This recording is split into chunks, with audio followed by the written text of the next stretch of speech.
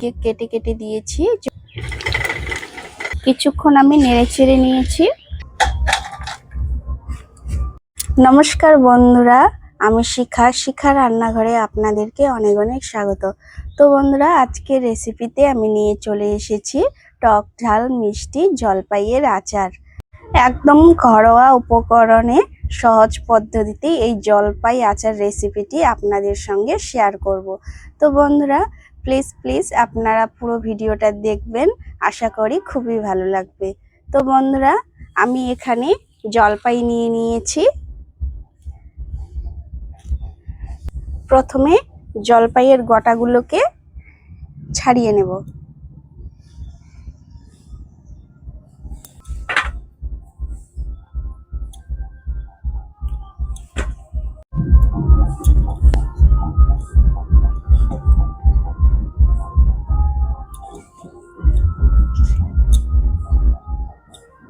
তো বন্ধুরা, আমি সব জলপাইয়ের গোটাগুলোকে ছাড়িয়ে নিয়েছি ভালো করে।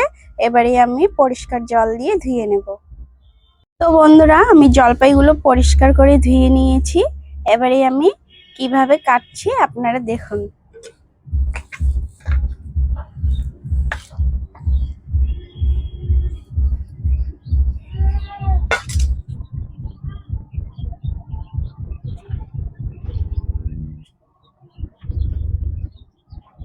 এইভাবে জলপাইয়ের গায়ে চিড়ে চিড়ে দেব।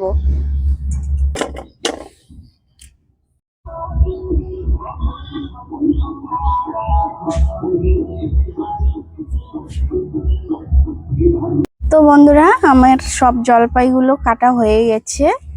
আমি এরকম চারদিকে কেটে কেটে দিয়েছি জলপাইয়ের গায়ে।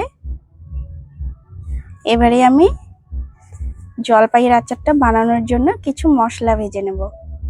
তো বন্ধুরা, আমি কড়াই বসিয়ে দিয়েছি, গ্যাসের ফ্লেমটাকে লোতে রেখেছি। এখানে আমি নিয়েছি শুকনো লঙ্কা, গোটা জিরে, গোটা ধনে আর মৌরি। প্রথমে আমি শুকনো লঙ্কাটা দিয়ে দেব, কারণ শুকনো লঙ্কাটা ভাজতে একটু সময় লাগে। শুকনো লঙ্কাটা অর্ধেক ভাজা হয়ে গেলে তারপরে বাকি মশলা দিয়ে দেব। লঙ্কাটা কিছুটা ভাজা হয়েছে, এবারে আমি বাকি মশলাগুলো দিয়ে দেব।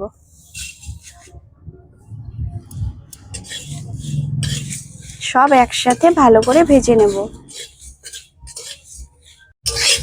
আমার সব মশলা ভালো করে ভাজা হয়ে গেছে, এবারে আমি নামিয়ে নেব।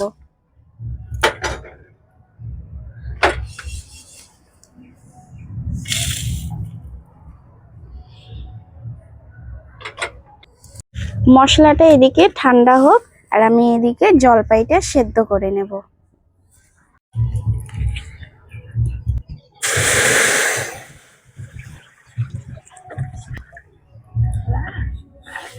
জলপাইগুলো দিয়ে দেব।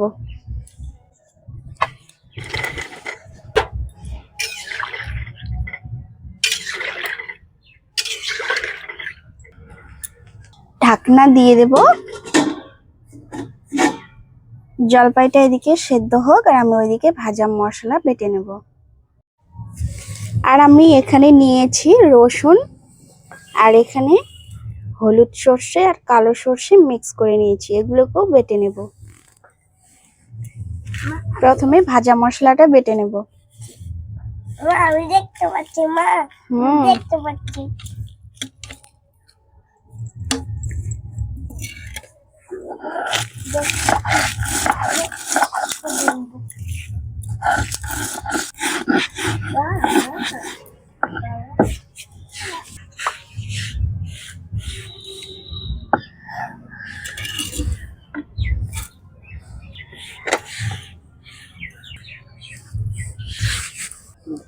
এবারে রসুনটাকে আমি থেতো করে নেব।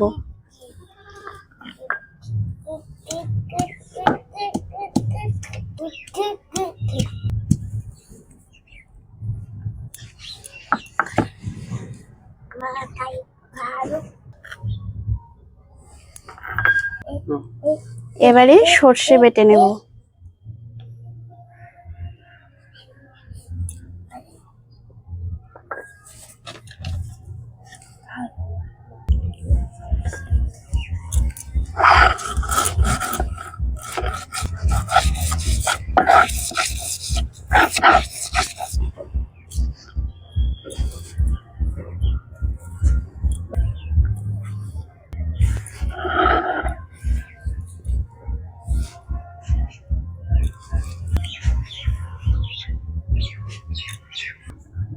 তো বন্ধুরা, আমার সব মশলা বাটা শেষ।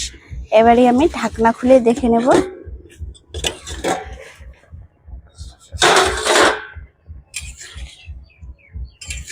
জলপাইটা ভালো মতো সেদ্ধ হয়ে গেছে। এবারে আমি নামিয়ে নেব।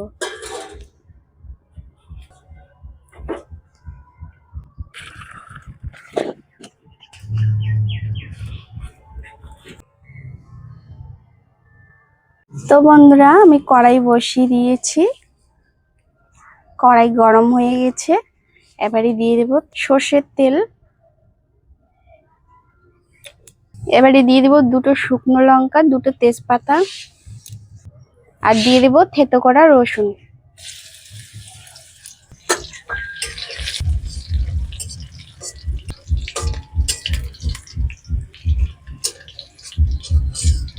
একটু নেড়ে চেড়ে নিয়ে দিয়ে দেব আমি সেদ্ধ করা জলপাই।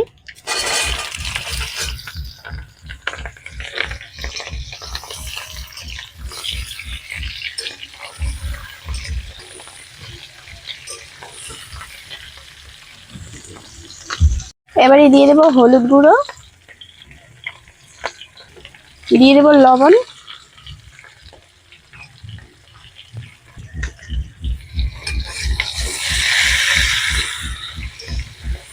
এবারে ভালো করে মিক্স করে নেব।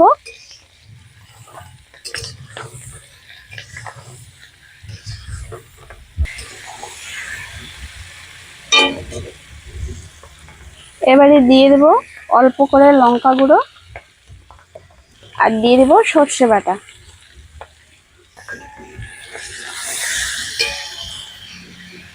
কিছুক্ষণ নেড়ে চেড়ে দেব।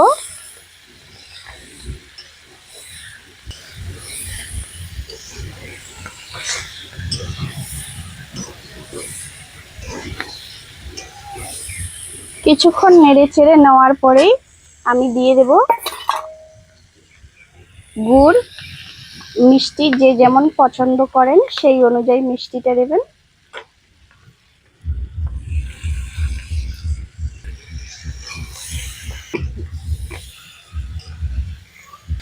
বন্ধুরা, আমি এখানে গুড় দিয়েছি, চাইলে আপনারা চিনিও দিতে পারেন।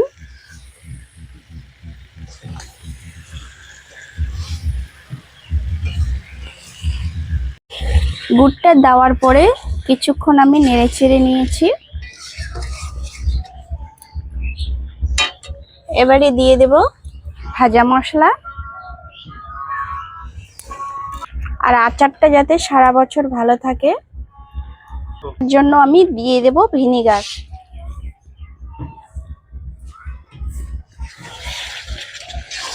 আর একটু নেড়ে চেড়ে নেব।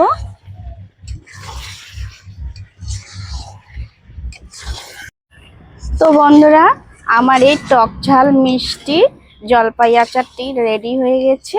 এবারে আমি নামিয়ে নেব।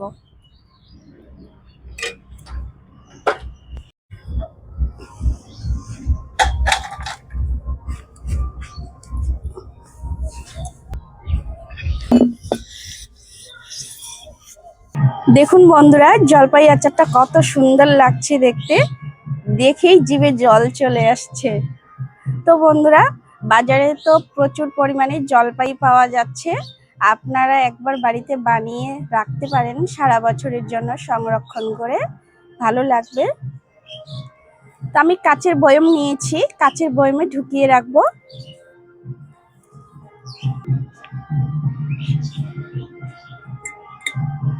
এই আচার দেখলে ছোট থেকে বড় সবারই জিভে জল চলে আসে।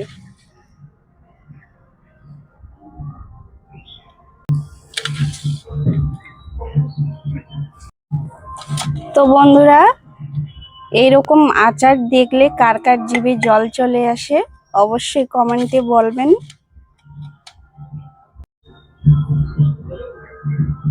এগুলো আমি খাবো, প্লেটে নিয়ে নিচ্ছি।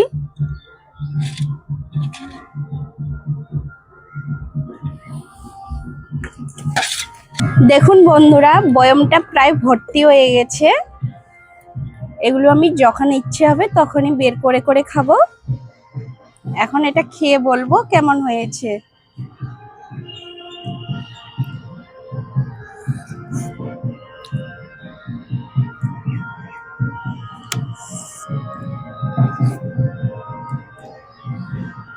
দারুণ হয়েছে।